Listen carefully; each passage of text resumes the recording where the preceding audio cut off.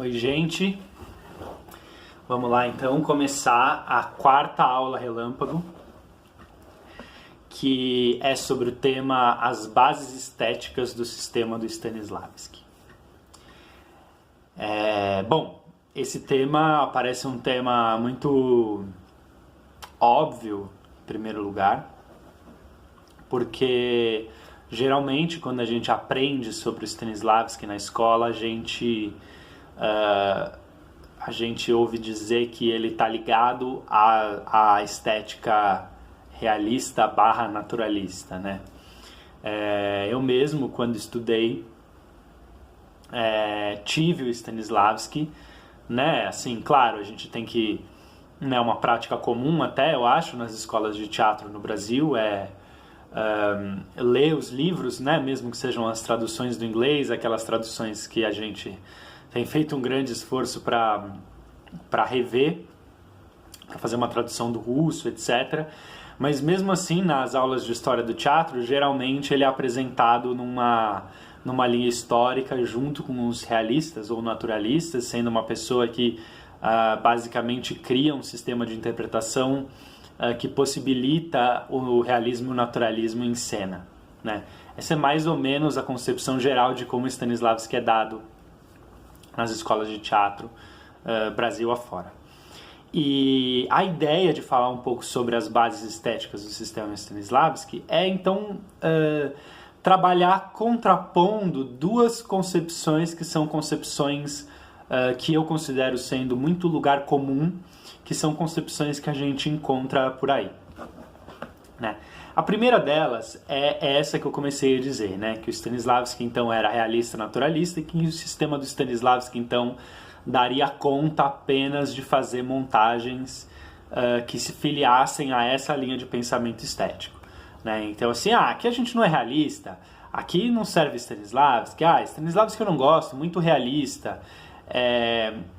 Acho que a gente tem que entender algumas outras coisas antes. Primeiro, eu acho que pode ser um tema específico, de uma aula específica, o realismo, porque o realismo é muito diferente da maneira como ele é colocado pra gente, da maneira rasa como ele é colocado pra gente. Então essa é a primeira coisa, né?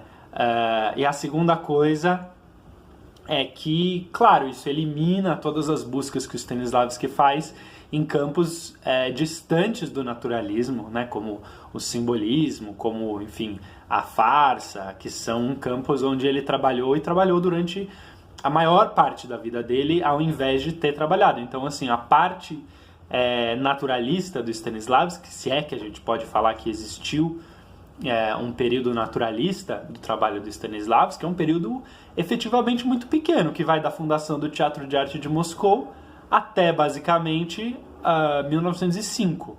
Já em 1905 existem as primeiras tentativas de montar textos simbolistas, como o Pássaro Azul, do Maeterlinck, etc.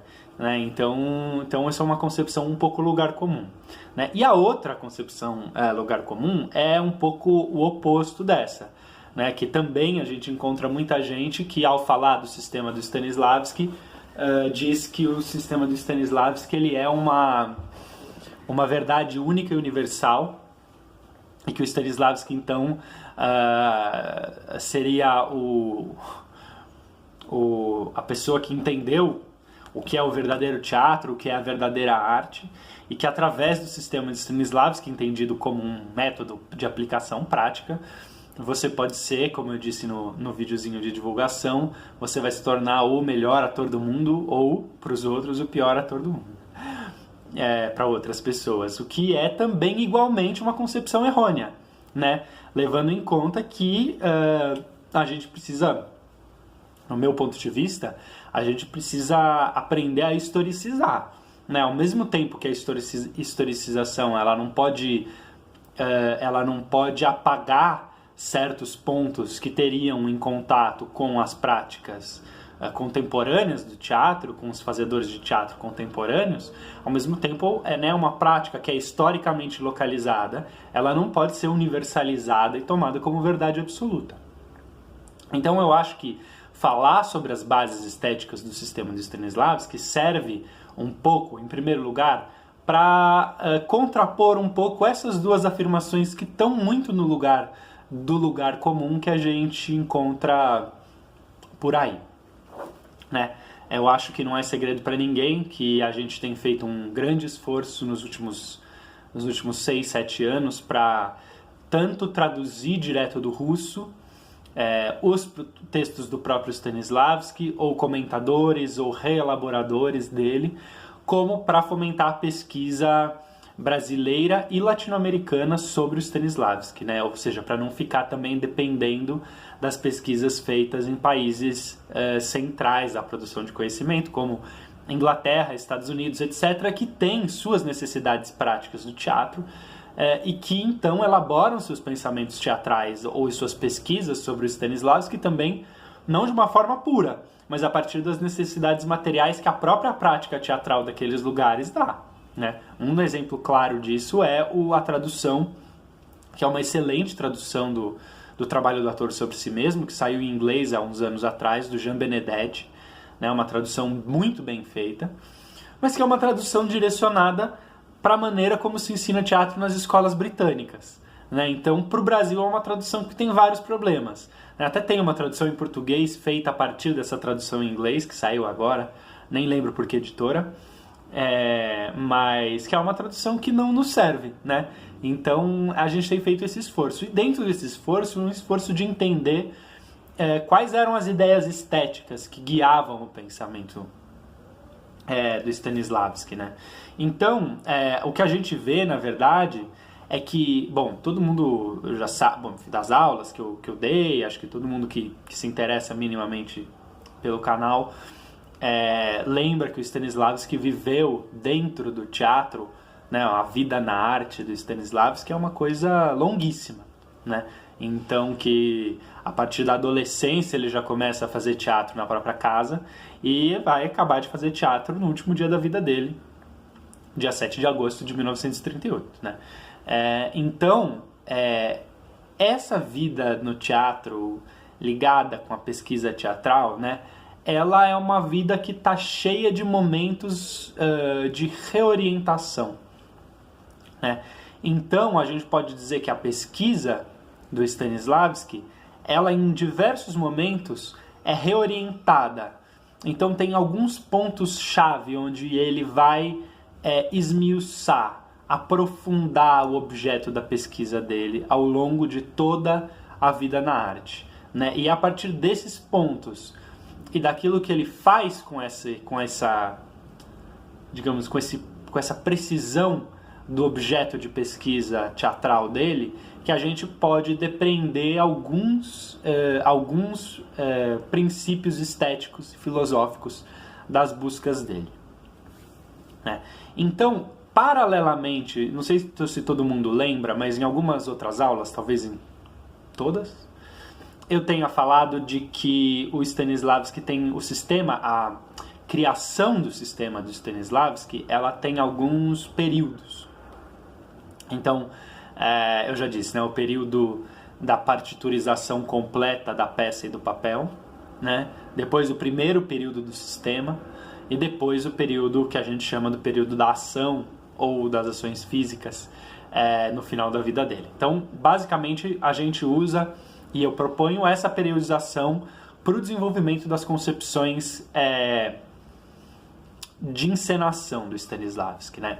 Agora, o que é preciso a gente perceber é que, paralelamente com essa periodização, com esses períodos, né, há também os períodos do desenvolvimento dos princípios estéticos do Stanislavski, que vão muito além, como eu já disse no começo, de uma simples filiação a um realismo-naturalismo, né, e são muito mais profundos.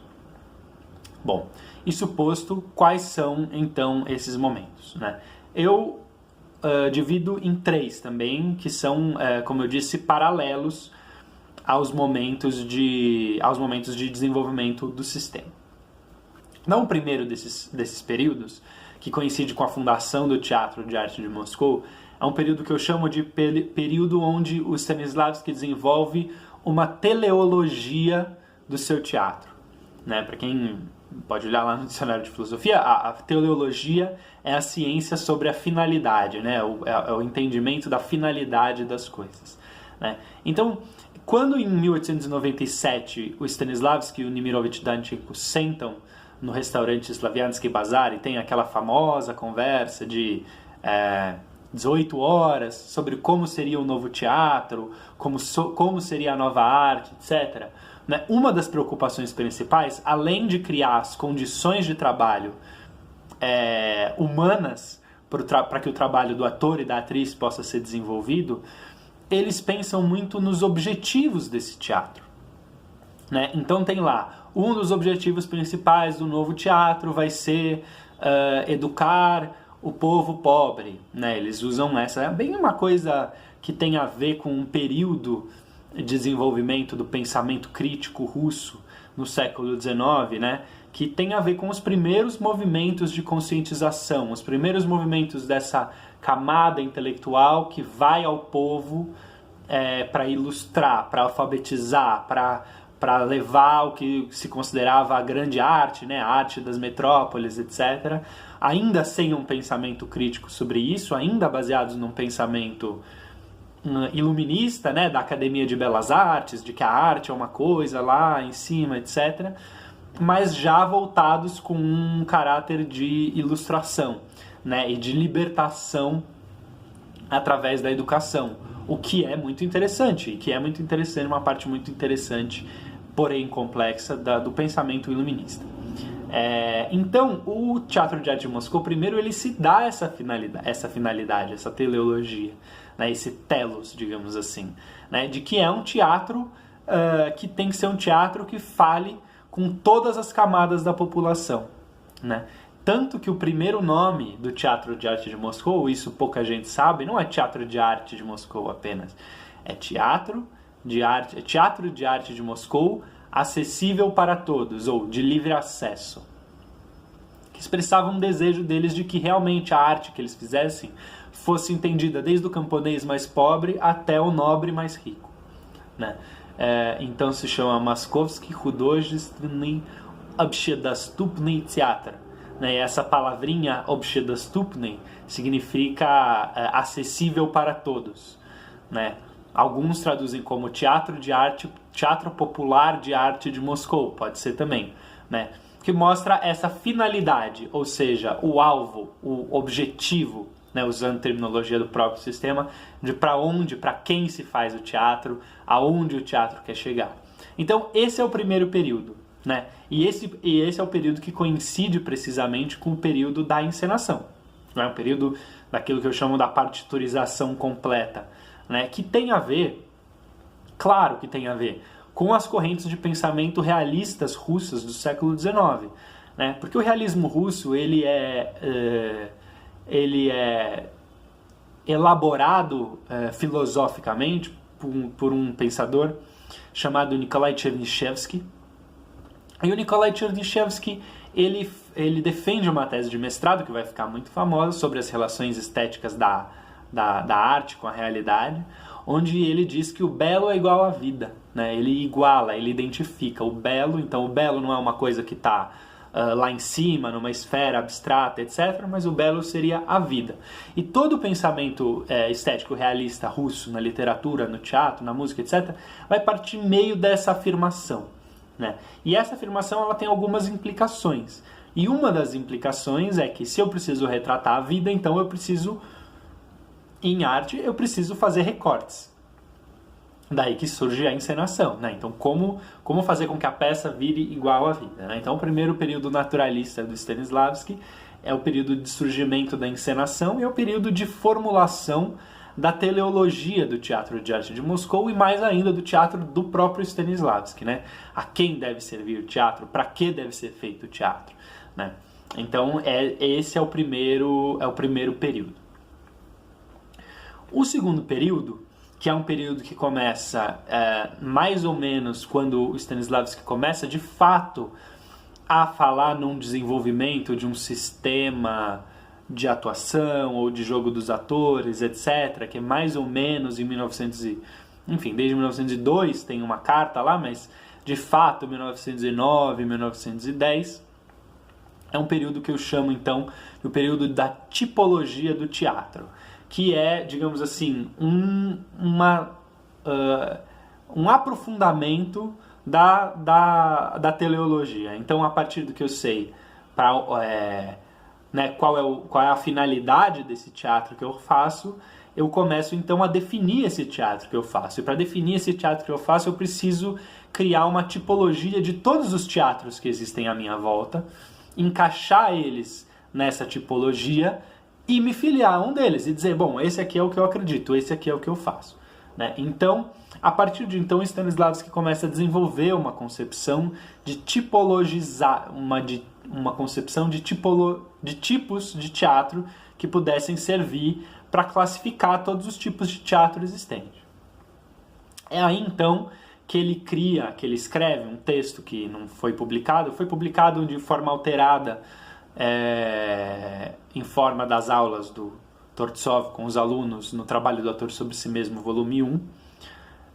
Mas ele tem um outro... Né, essa concepção ela é explorada num livro que se chama geralmente As Três Tendências da Arte Teatral, que é um livro incompleto e não publicado, que está nas obras completas só, como rascunho, cujo manuscrito data entre a década de 10 e a década de 20. Ele demorou muito para escrever ele inteiro, mas cuja concepção básica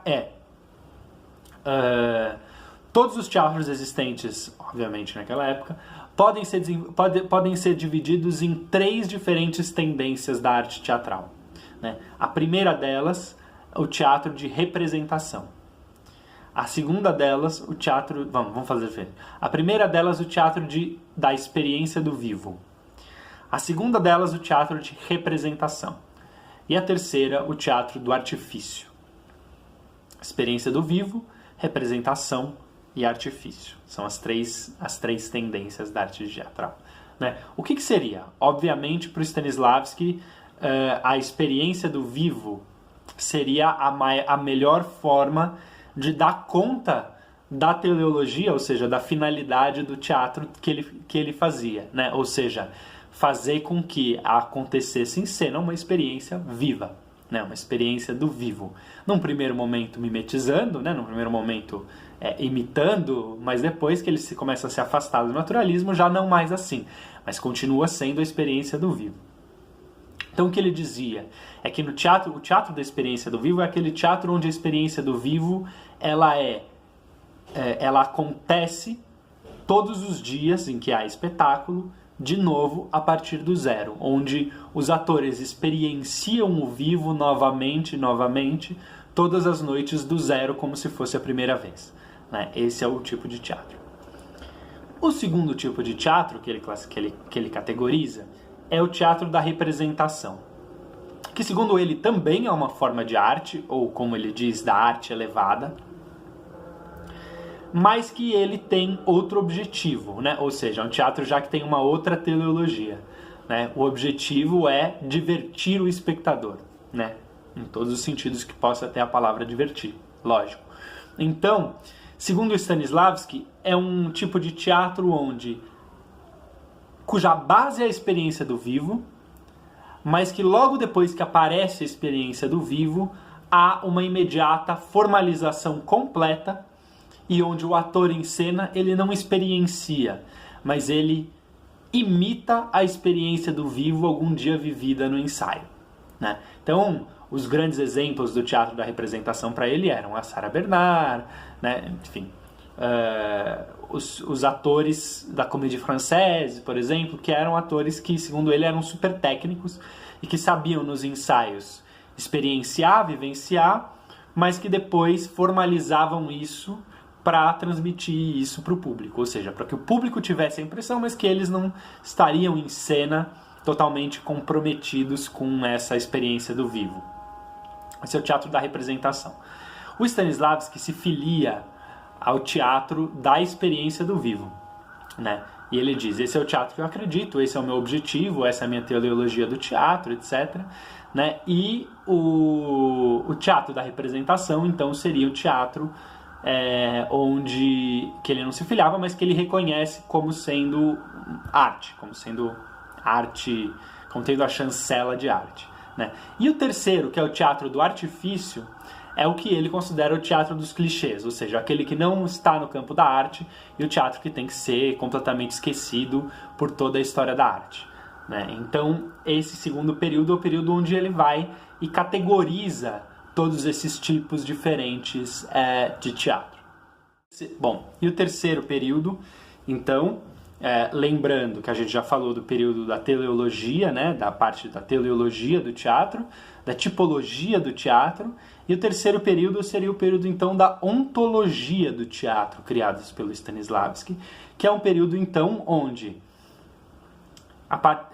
tendo enunciado a sua finalidade e os tipos de teatro que existem ao seu redor, ele passa, então, a pesquisar qual é a essência em si do teatro que ele mesmo fazia, né? Que é coincidente com um período onde o refinamento das buscas teatrais do Stanislavski leva à pesquisa sobre a ação cênica, sobre o caráter da ação cênica, sobre o que é a ação cênica, sobre os tipos de ação cênica, né? Ação física, ação verbal, ação, digamos assim, sacra, psíquica, etc. Enfim, os tipos de ação que ele e os discípulos dele descobrem então. Né? Então, as bases estéticas do sistema do Stanislavski, né, elas são essas três, na verdade. Né? Elas estão ligadas a esses três movimentos. Né? A finalidade, a tipologia e a ontologia. Né? Sobre o período da ontologia, eu acho que a gente fala bastante já, né? Mas é um período onde a gente está lá nos anos 30, onde finalmente, já no final da vida, de fato, há uma enunciação do Stanislavski dizendo que a arte, o cerne, o cerne da nossa arte é a ação, né? Ator significa agir, vem do latim atus, que é agir, o ato da peça. Né? Então toda a nossa arte ela tá permeada, o centro da nossa arte é a ação. Né? Então a hora que ele formula isso, então ele passa a investigar ontologicamente o que seria então essa ação. Eu acho que não é pouco a gente dizer, mas eu acho que é correto a gente afirmar que a ação é uma categoria ontológica do sistema do Stanislavski, né? Enfim, essas são as três bases que eu chamo das bases estético-filosóficas do sistema do Stanislavski, né? Por que são bases estético-filosóficas? São bases estético-filosóficas porque elas são estéticas, porque elas estão ligadas a essa corrente específica de pensamento estético que é o realismo, né? Ou seja, não o realismo formal, né? Mas o realismo, ou seja, aquela arte que é feita a partir de um estímulo da realidade concreta, né? Essa é a definição mais básica de realismo que se tem e a qual Stanislavski se filia. Então, isso em primeiro lugar. Né? Em segundo lugar, ela é filosófica porque, além disso, né, além de pensar categorias estéticas, ela pensa uma teoria do saber do teatro, né, com essas categorias da tipologia. Ela pensa uma teoria do saber do teatro. Então, como o teatro se sabe a si mesmo, né? Ou seja, em termos filosóficos, uma gnoseologia do teatro, né? E ela pensa uma ontologia do teatro. Então, qual é a essência do teatro, né?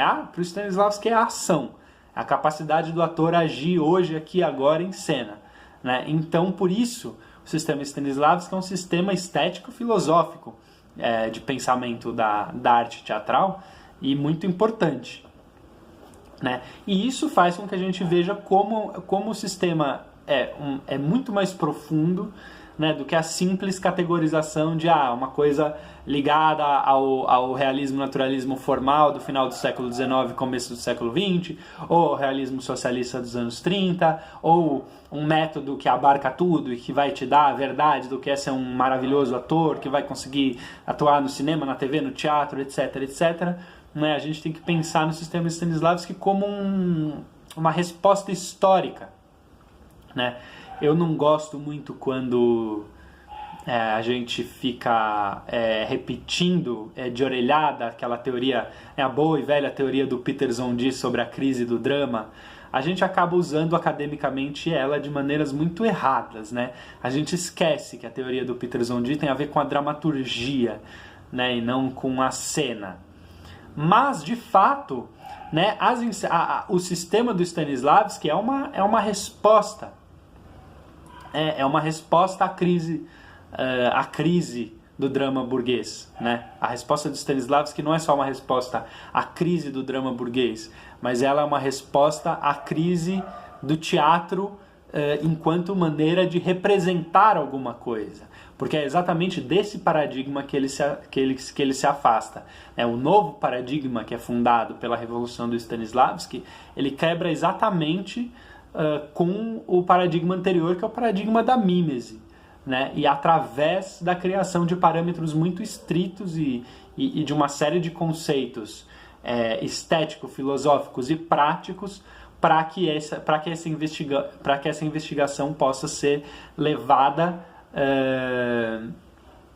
a cabo, para que essa quebra do paradigma da mimesis possa ser levada a cabo. Bom, essa é a aula 4. E logo mais teremos mais novidades. Espero que todo mundo tenha gostado.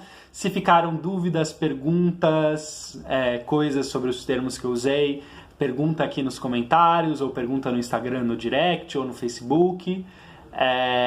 Logo mais a gente vai para a aula teórica número 5, que até agora, pelo meu planejamento aqui, é a relação do Stanislavski com a Revolução de Outubro. Então aguardada essa aula, tá bom? Então é isso, gente. Um beijo.